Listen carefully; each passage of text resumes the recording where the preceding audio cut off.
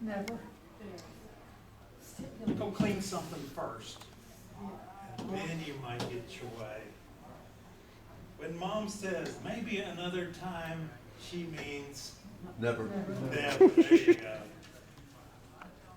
When she says, when you get a chance, it means Now, now, exactly.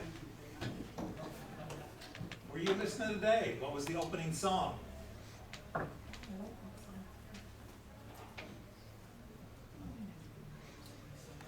oh, the problems are not. I know it, I was like, Yeah.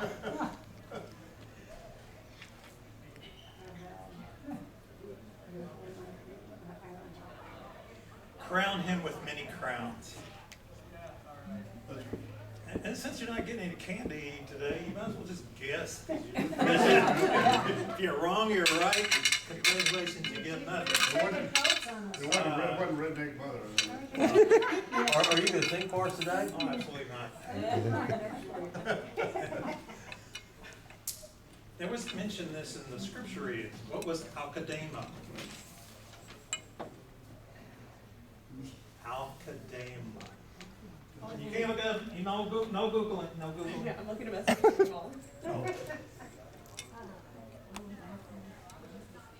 Yeah, I remember the word, I just don't remember what it meant. Sounds like academics, but. No, it Academics. was capitalized, so it was Non-believers. proper.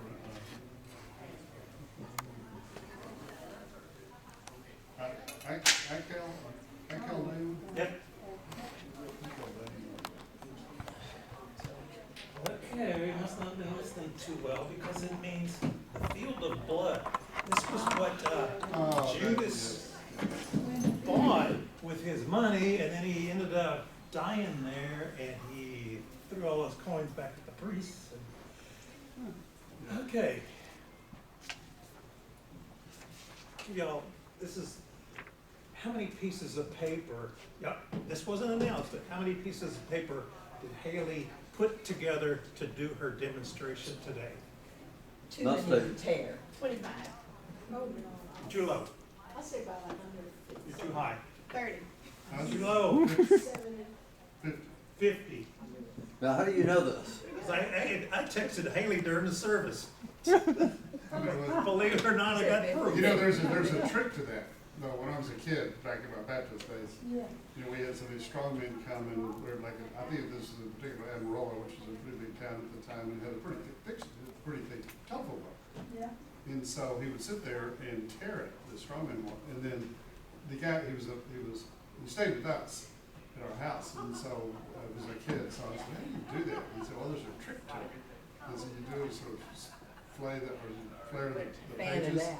as you turn in the book, and then so this is weaker when the pages get thinner this way, Yeah. as a sort of stair step, and so you can start with the weak ones and tear it, and go all the way down, so you can tear that whole book. Wow.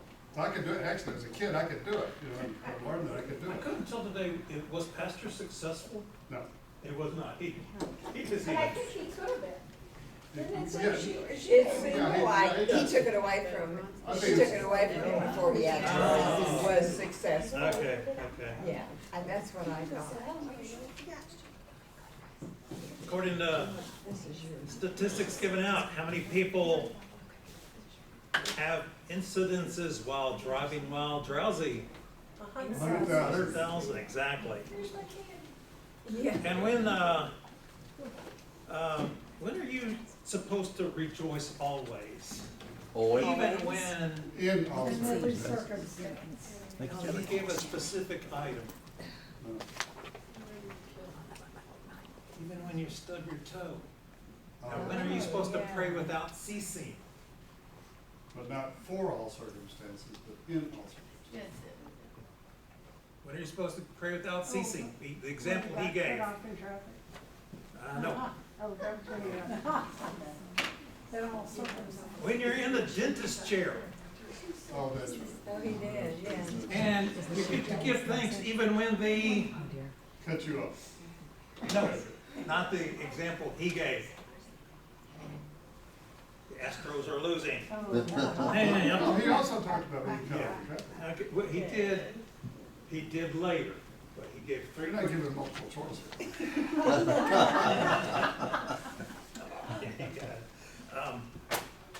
So today, again, no candy, and so I can't, but next week I have a great candy in mind, so you won't get your Starburst today. But anyway, I'm glad you're here, Michelle, because this is leftovers from last week, and I told Michelle I was gonna have a question specifically for her or for Sophia. Now, since people that were here, what is this a picture of? Notre Dame. No. No, that's the church in New York City. Correct. St. All Patrick's? the- St. Patrick's? No. It's right at the end of Wall Street. St. Mary's? No. Named Paul's. St. Paul's? Named St. No, St. John. starts with the letter T. Teresa? Trinity. Trinity. Okay. And of all things, this is the third church at that location, so they have a perfect trinity of churches. Now, why I'm asking her specifically is that it buried, they have this, I got to walk through this cemetery, and there's gravestones all over the place that you could not read, you couldn't tell a thing about, except one notable one, and that's why I was going to ask Michelle and or Sophia, who might be buried there? Paul would be, No, he's in He's Boston. in Boston. I've seen that. that's what I was thinking. Oh, Yeah, I think well, you're right. no, I think he's in Boston too. Oh, is he? Oh. Debbie's trying to give me a hint. She said Hamilton. Alexander Oh, Hamilton. okay, nice. Oh, he has a large tombstone. Because, You know my daughter loves Hamilton. absolutely, I told them the story of going on the youth ministry trip to Oklahoma, and she knew Every the word. words to all the songs. In fact, I think she said you do too, so. Not like she does. Okay, anyway. Continue on with unfinished business. On the back of your Trinity today, they talk about St. Philip's and St. James. Now, they don't talk about James, the main one, they talk about James the Less. And the reason I brought it up is I talked about it a little bit last week, because I didn't have a picture of what happened to James the Less. Did any of y'all know what happened to him? He was indeed killed for his faith. He was martyred. And, okay, well, when we were in Jerusalem, he met his demise by people tossing him over the city wall. And that's the city wall on the far corner of the old city. And that's right, just looking over, if you could see that, you would see the temple. You can't see it from this location, but threw it in there because since we're honoring James the Less this month. Now, we're going to our quiz. Did everybody get a copy? Cool. Okay. Now, I told John I'd focus a little bit on Ascension today, so I did my little word chart. According to Starbucks, hope nobody's drinking that today, this is overrated. Hot tea. That's a good answer. Happiness. You are incorrect. Now, this is according to a cup, Starbucks cup. You probably would. I know their price of their coffees are overrated. Overpriced, for sure. Yeah. According to this, now this might shock you a little bit. Heaven is totally overrated. It seems boring. It's clouds, listening to people play the harp. It should be somewhere you can't wait to go, like a luxury hotel. Maybe blue skies, soft music were enough to keep people in line in the 17th century, but heaven has to step it up a bit. They're basically getting by because they only have to be better than hell. And that was on the back of my Starbucks cup one time, and I could not believe it. It almost made me not go back ever, and I really don't. Now, that was written by Joel Stein, who seemingly is Jewish in nature.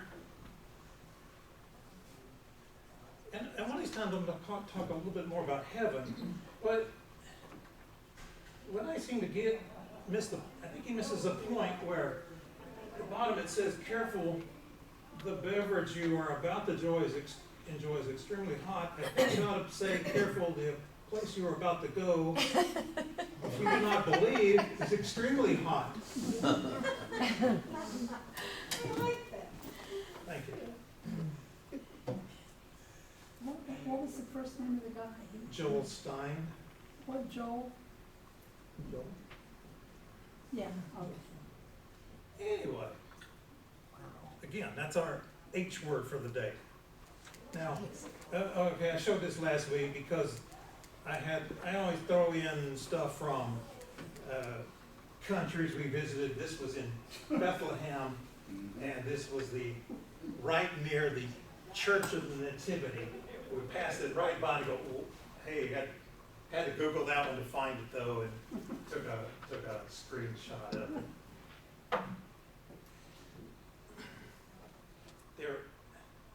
I thought let's talk of names a little bit, and it didn't have anything to do with Starbucks. When I was in Africa one time, only time, we were in Tanzania, which we were in Karatu, and they had a Trinity Lutheran church. I thought, cool, I got Lutheran. But to the side of it, they had the Trinity Lutheran Cantina. And I thought, man, what an idea.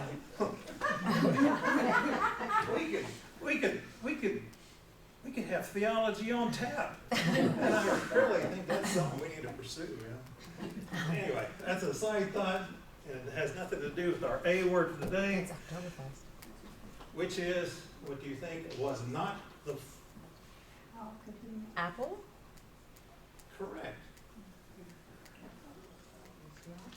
That was not the cause of the fall. Again, you're dealing with Ron here today. You're not dealing with theology. I am a sub, and with Pastor McClass, he's probably gonna, can I see you on sad? Okay. The apple was not the cause. P, the next festival of the church year is Pentecost. Next week I'm going to talk about that because I think I have to do the class again. Although we kind of started to talk about it today, about gathering of the apostles and such.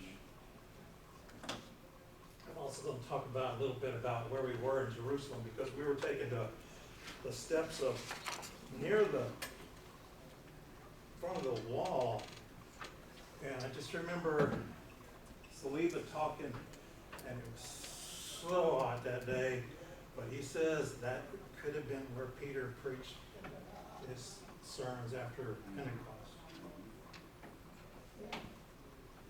Now,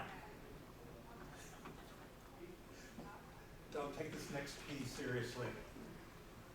Why might we say Noah ran the first canning factory in the Bible? Pears? Yes, because the ark was full of pears.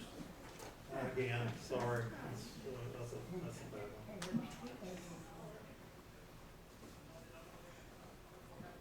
There's a cartoon I saw about a lion.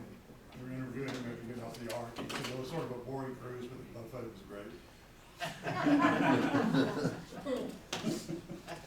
Did anybody else come off the boat? Anybody have a It cruise? was just a lion, that was it, just a lion. Good line, yeah, okay. All right, our Y word for the day, who should read the Bible? You should read the Bible. Not Yoda? Yoda, no, Yoda is incorrect. Now, I come across things on my feed, and I thought this was like, kind of like today's society. You know, the Bible says you shouldn't judge people.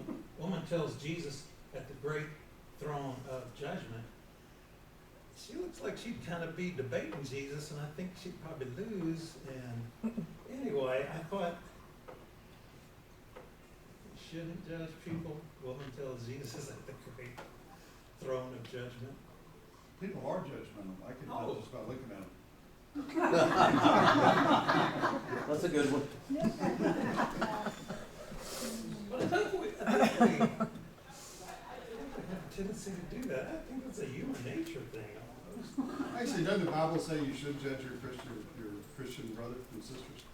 You have a right to do that, to look after them and judge them. I better go to a higher source.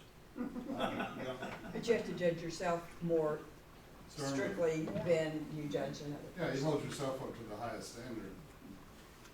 But you do have a right to hold your Christian brothers and sisters accountable. And some people call that judgment, you know, but Yeah, but you don't do it by yourself. You have to take 2 or 3 people with you to correct the one in error. And it can't be just, it's gotta be people, some, elders of the church. Yeah, I think there are kind of guidelines of that Yeah. nature. Not for today's discussion because I don't. I think it says if he won't listen to you, then you take others with you. Yeah, Yeah, you're Bob, right. huh? You're You can go right. by yourself Yeah, you're first, right. and then, well, yeah, Take Paul others. says in humbleness and modesty to consider others better than yourself, Yeah, and to look out for the interest of others. Yeah, I think where you were saying with that is, if you are gonna correct someone, do it, I think Paul puts it, do it with great humility because you may need it the next time, something like that. I forget how he says it, but just, be as gracious as you can be, you may need it too. Judgment can be a boomerang. Yes.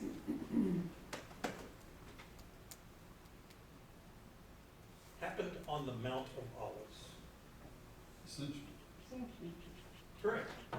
The Ascension. When Jesus physically departed earth and returned to heaven 40 days after the resurrection, serves as the crowning event of his earthly ministry. It represents the official transition from his time of physical limitation to his eternal exaltation as king. And carry on. Sue, you wanted to read? I can't read. Can't read? I'm practicing contact Oh, differently, and all right. I rest my case, these are no good either. That's pretty small. That's Small. So I'll go ahead and, so when they come together, they ask, Lord, will you at this time restore the kingdom to Israel? He said to them, it is not for you to know the times or season which the Father has fixed by his own authority, and I think we heard about that today. Exactly. But you shall receive the power when the Holy Spirit has come to you. You shall be my witnesses in Jerusalem and all Judea and Samaria and to the end of the earth. And when he had said this, as they were looking on, he was lifted up, and a cloud took him out of their sight. And while they were gazing into heaven, as he went, behold, 2 men stood by them in white robes, and said, Men of Galilee, why do you stand looking into heaven? This Jesus, who was taken up from you into heaven, will come in the same way as you saw him go into heaven.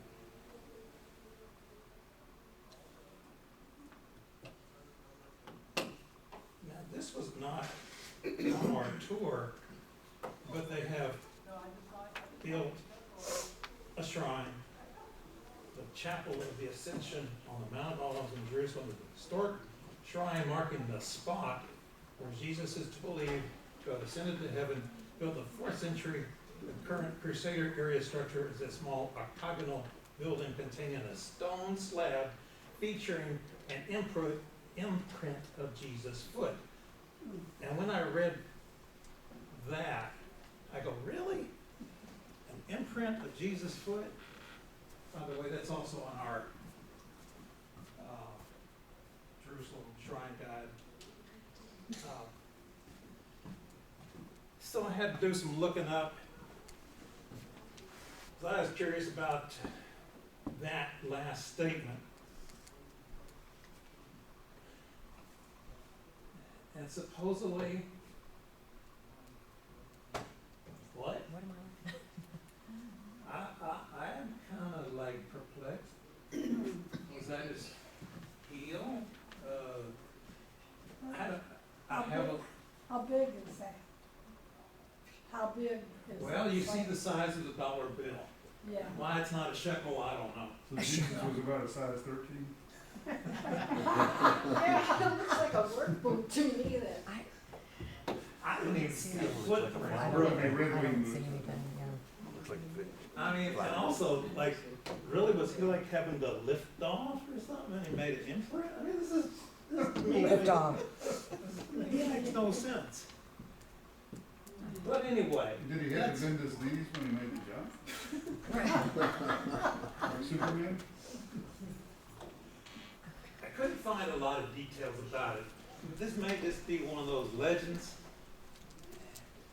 but it's also like a lot of things we saw in Israel, like the actual spot of the manger, or the actual placing of the cross. Like, probably, but it's been a long time ago. And to give you a little more perspective on it,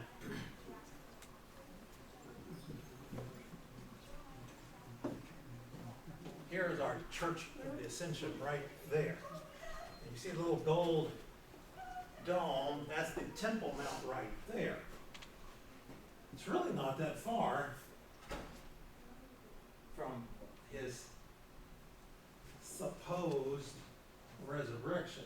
Now, there was a Bible verse today, I'm gonna come back to that slide in a moment, that says, then they returned to Jerusalem from the mount called Olivet, which is near Jerusalem, a Sabbath day's journey away.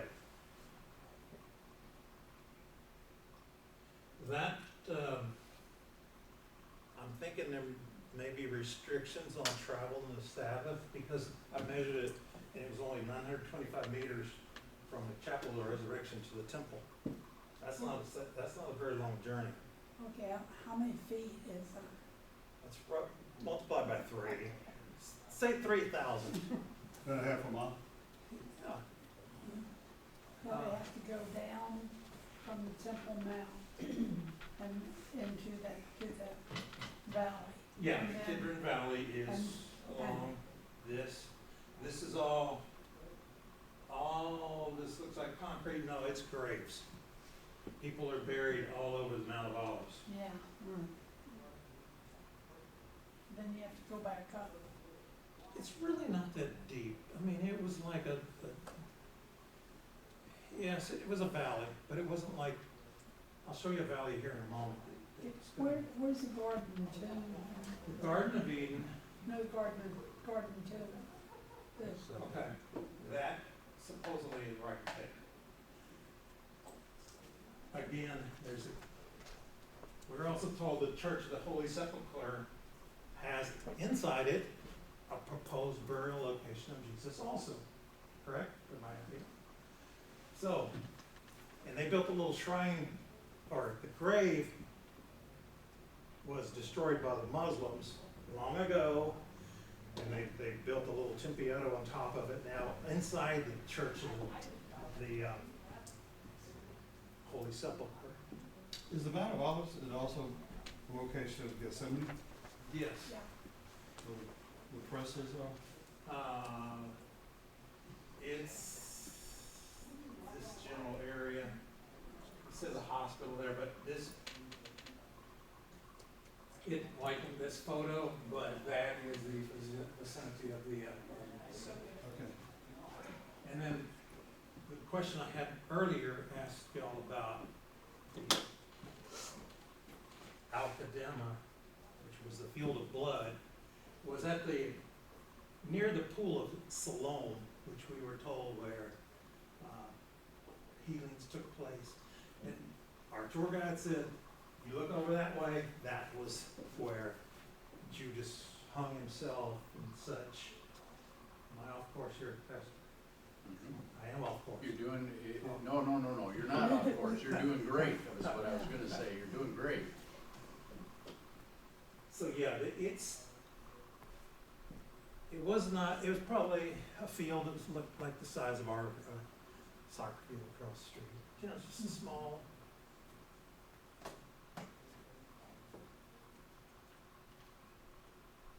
Again, it really wasn't that a day's journey away. That had me perplexed. Actually, this is another picture I pulled up, and this was a Kidron Valley. Do y'all remember what this was from a previous lesson? This, man, I'm gonna have some refresher courses.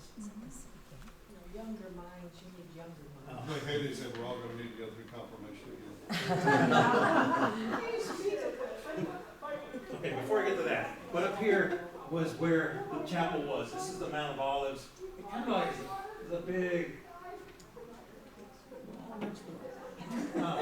But here was all the graves I told you about. Just thousands of people have been buried in there.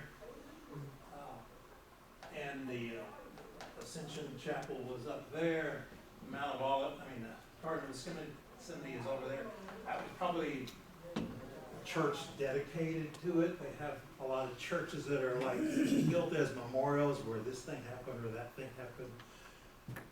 But that was the tomb, supposedly, of Absalom, David's son. And we are told it's empty. There's nobody in there. A little more thoughts on Ascension. When I was a little boy,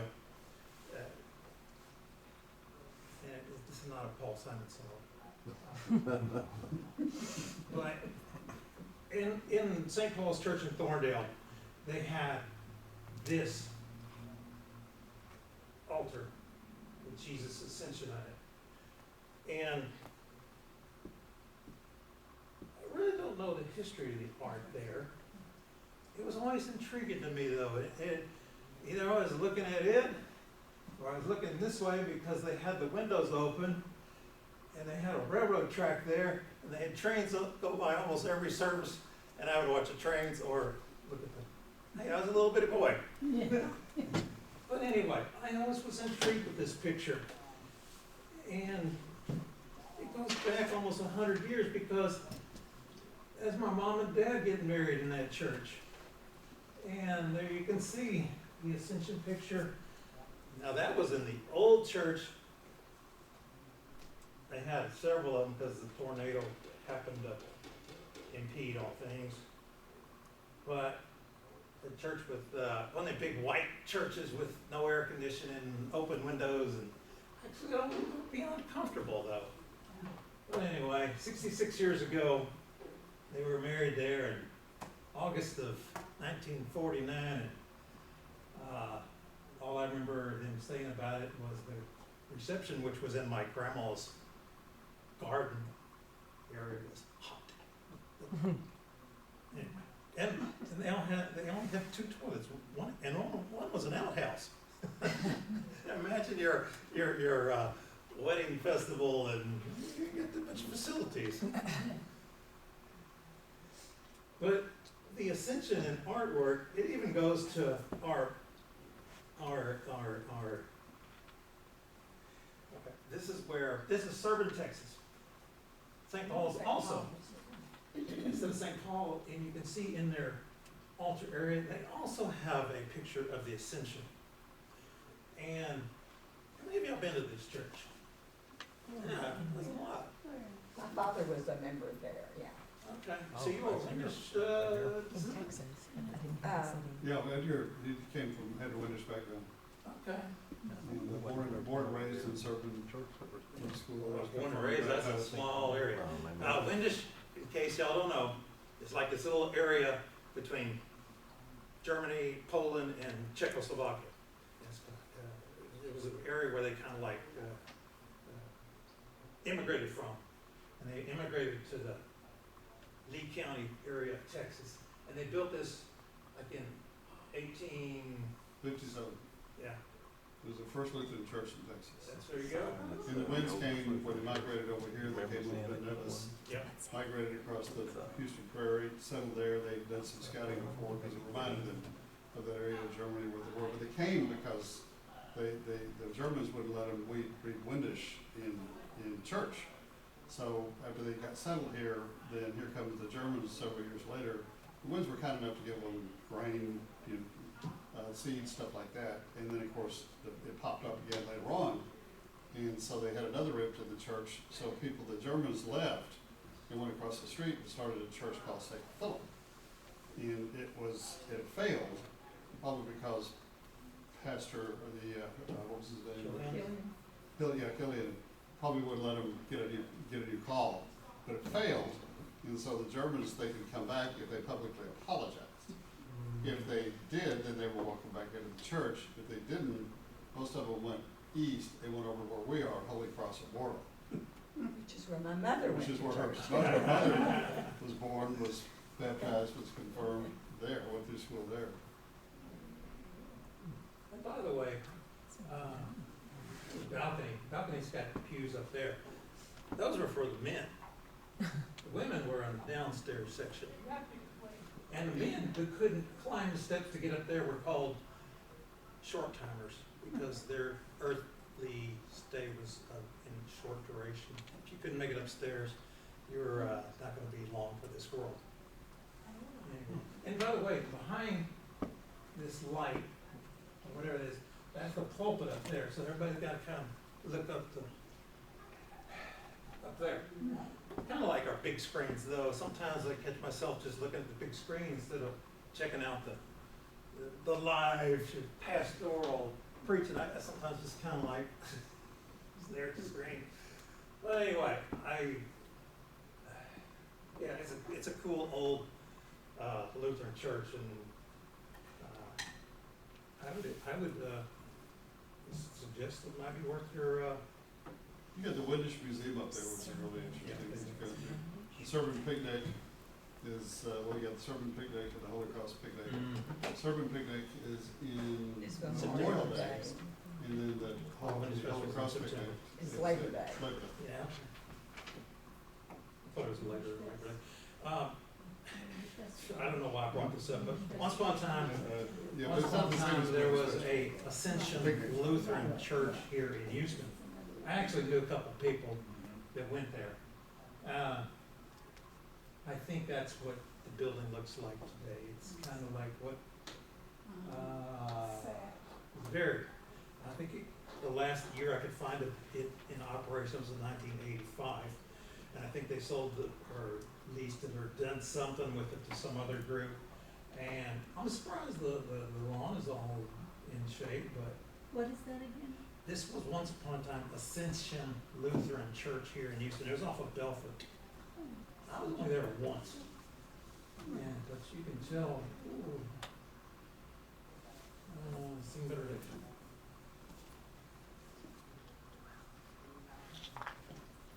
Oh, okay. Going to our S word. I think I already gave you the answer. A snake. In the Bible, the story of the Apostle Paul and the snake takes place in Acts 28, verses 1 through 6. After surviving a shipwreck on the island of Malta, a venomous viper bit Paul's hand while he was gathering sticks for a fire. Miraculously, Paul shook the snake off and to the fire and suffered no harm. And here we go. I got a pick. It's possibly incorrect because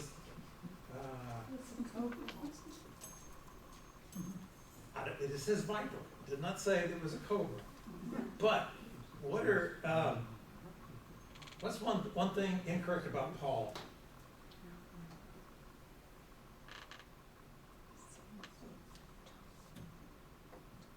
In this picture? Yeah. Tall and good looking.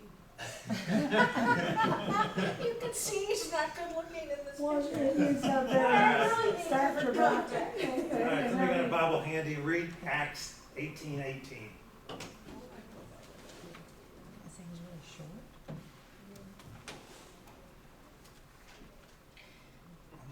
He was left-handed.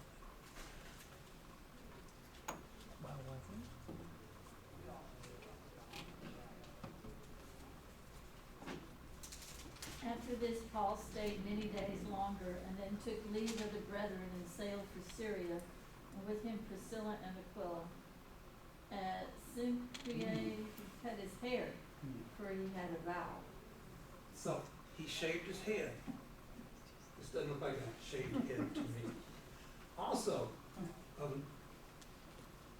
strange fact or fiction. There's no more venomous, poisonous snakes on the island of Malta, which is that's what I read. St. Patrick was there. St. Patrick was there. There you go. All right, go to our C word. Essentially, this person finally gave Christianity its boost in the AD era. Constantine. There you go. Constantine. Oh, Constantine, yes. First Roman emperor from AD 306 to 337.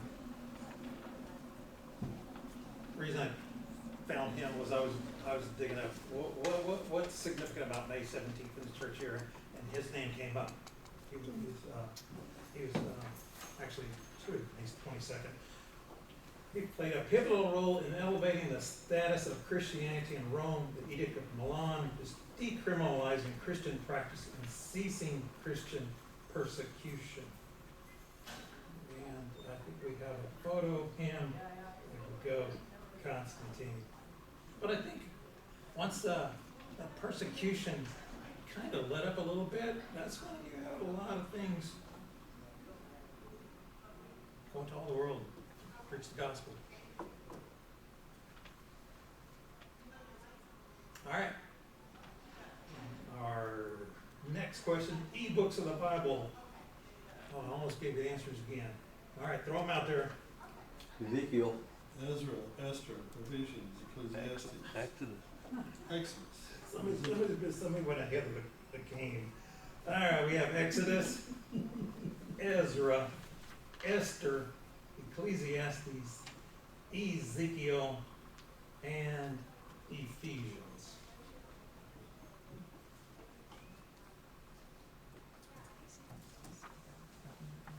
In Nuptials. nuptials.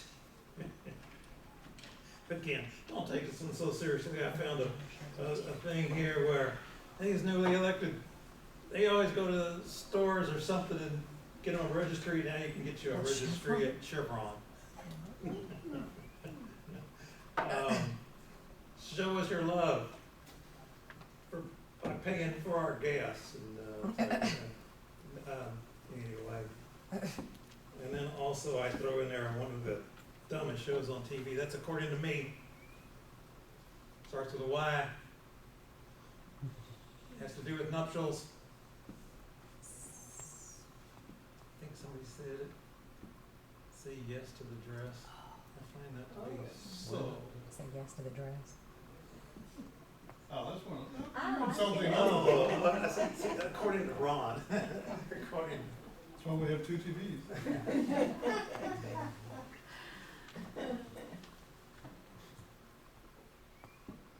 Okay, yes. Mentioned only 53 times in the Bible. Wait, what was the end? Was it nuptial? Nuptials.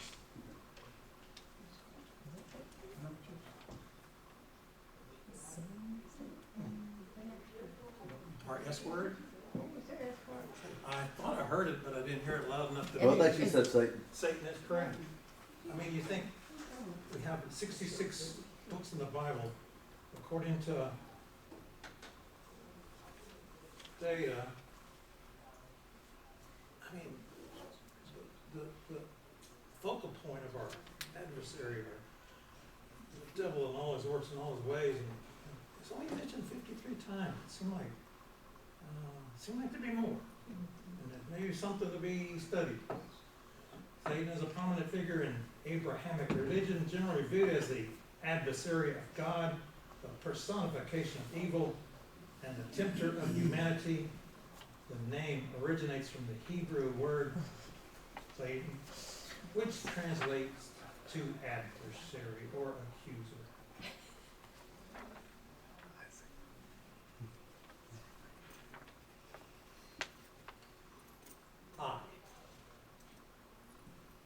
Isaac.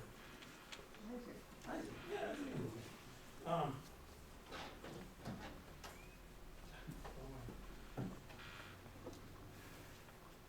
Born to 100-year-old Abraham and a 90-year-old Sarah, fulfilling God's promise to make Abraham a great nation. Isaac. You are correct. God commanded Abraham to sacrifice Isaac on Mount Moriah. What was also Mount Moriah known as? The Temple Mount. The Temple Mount. There you go. And don't some people also think that was the Garden of Gethsemane? Now that, I have not, I don't know if I've heard that. I thought it was more like towards Babylon, where the Tigris and Euphrates were and all that stuff. It's something to look up for another day. Just as Abraham raised his knife, an angel stopped him, providing a ram as a substitute. Now, I'd look for rams in the Israel, and this is what I got. And these are, what they do also is they use those horns as a shofar, which is what a lot of Jewish people use on the Jewish New Year and the Day of Atonement. And they can have up to 6 horns on their head, going in all kind of different directions. They are awesome. Like that one in the bramble. That could be exactly why I got caught in the shrubs or bushes or something like that. Also, this part 2 of this is also a Love Boat bartender. On our cruise, we got to meet the cast of Love Boat, and I tell you what, he's not a real bartender. I think all he did was squeeze the fruit and then point at you. Yeah. He did not even make the drinks that night. All he did was talk about Shakespeare, and he could talk on and like, oh, is this supposed to be episodes or something? This is Giuseppe, our tour guide, and I can't remember his name, but that's Isaac, the bartender from the Love Boat on the right. Anyway, like I said, I think all I did was squeeze lemons.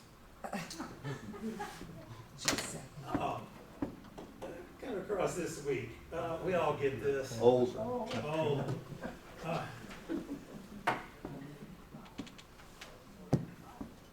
Actually, I've seen Lyle Lovett in concert. He's cool. He's just a good old Texan. He's from Klein, Texas. In fact, we had briefly when our old church closed, we had a member attend here for a while, but he was actually from Klein, so we went back out that way to church. That way. But he knew Lyle real well. And actually, back in my high school days, I had a classmate who had a class with him and would talk about Lyle all the time. So he went to Texas A&M, and all right, who'd he get married to? Julia. Julia Roberts. They got married by Pastor Belts. Pastor Belts was give you a bunch of useless trivia. Pastor Belts was in my mom's class at St. John's in Winfield, Kansas. And they were good friends through the years, Christmas cards, all that stuff. But anyway, I love it. Looks like the years are getting to him. But he still can sing pretty cool. He's a good old guy. He's been meeting up with Matt Harrison in St. Louis, and I think he even led worship at one of their chapel services one day. Anyway, we all get old. Can't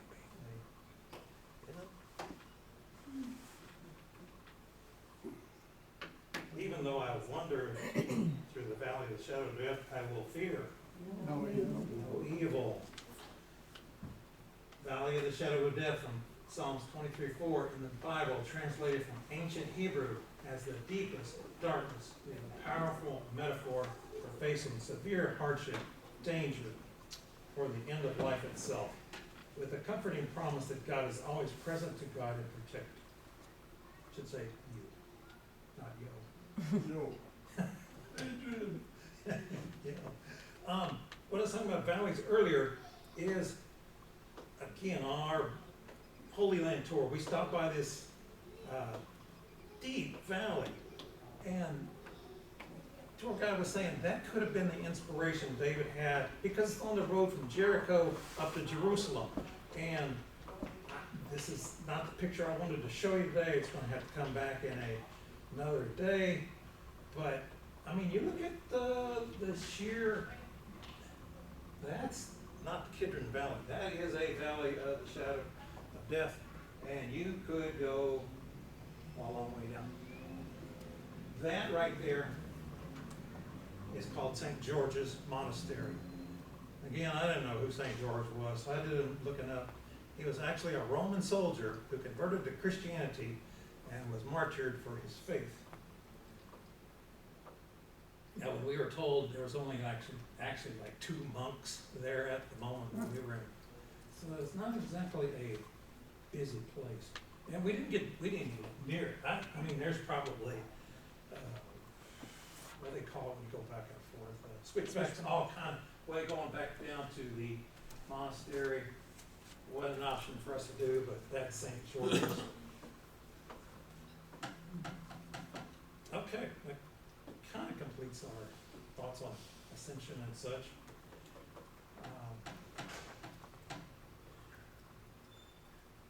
And we have a little time, so I want to talk about Wednesdays at Trinity. And I almost had Wanda Fitchy. She helps me out a lot on Wednesdays. She'll be sacking lunches.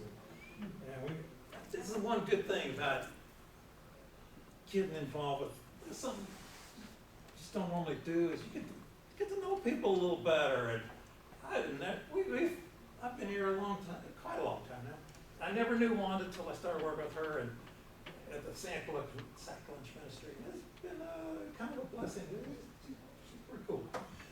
Anyway, I'm going to tell you a story. A week prior, and we ran out of sausage.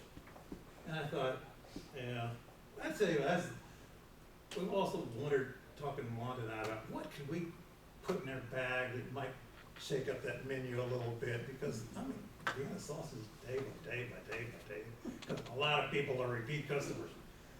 We hadn't come up with it, but we did come up with, we ran out, and I noticed this last week, we had 24 new cases in there. I did some figuring. That's roughly 432 cans. Each can has 7 sausages in it. Each sausage is about 2 inches long. So we have 3,024 inches of Vienna sausage in our pantry. That is 252 feet of sausage in our inventory. Now, I bet you know, y'all didn't come expecting to hear that. But anyway, this goes quick. And I keep telling, you don't get like, thank you, and go away. Do you have extra? Do you have extra? I keep telling them, this is not an all-you-can-eat buffet. This is just to sustain you. Yeah, we will. I had to talk to Rick about it, because I was getting bombarded. I was giving away too much stuff, because it does add up. And I've told you before, that collection we took in whenever, that's not going to cover the year by any means. And I also want, but I got a great deal on socks on Amazon. Yeah. 30 cents a pair, let me tell you. And I ordered, in fact, Reggie's gonna match my order, so we got 300 pairs of socks coming. I didn't bring them all today. Razors, soap, clothes, Toothpaste. toothpaste, toothbrushes, and this guy came to the door last week. He wanted a toenail clipper. He actually had his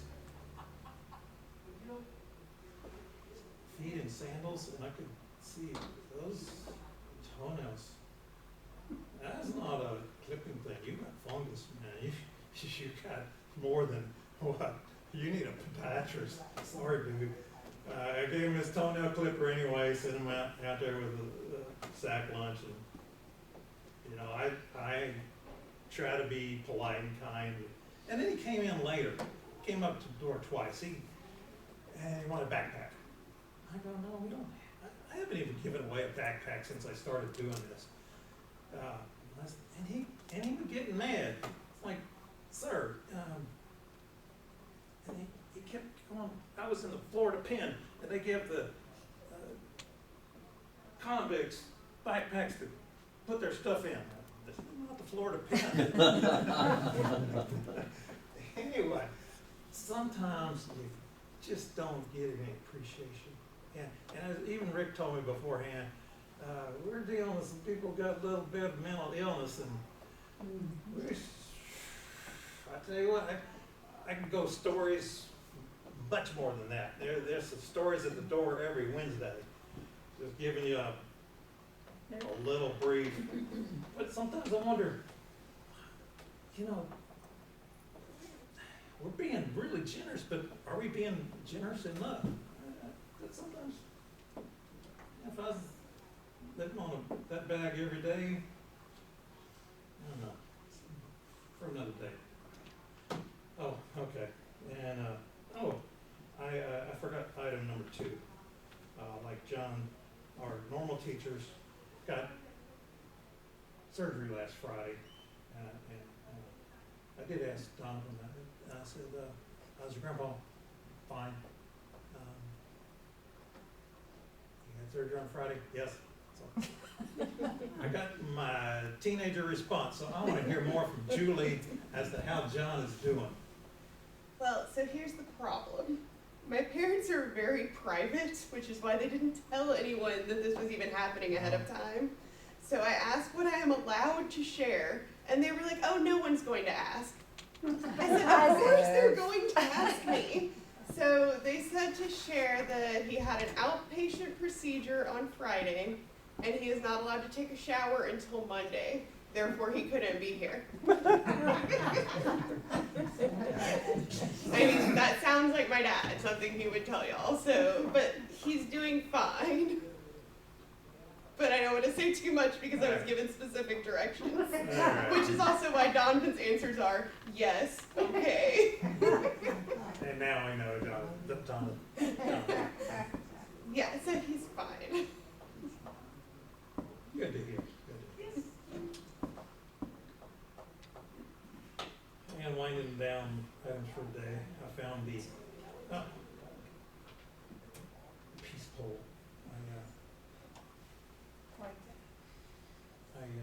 You like that?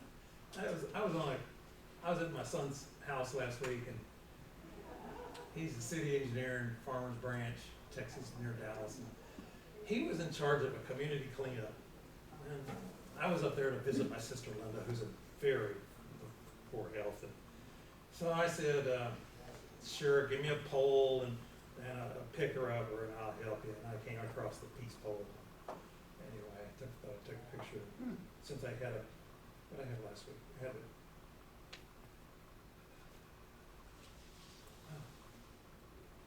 Speaks my mind. Anyway, but we encountered the peace pole, and I always liked how the Pastor Black in the service, and he would say the blessing. He would just have this voice of God. May He give you peace. And he would be so deep and thunderous with it. I thought, Man, I remember that through these years. I wish you could still get up there and, you know what I'm talking about? Yeah, yeah, once upon a time.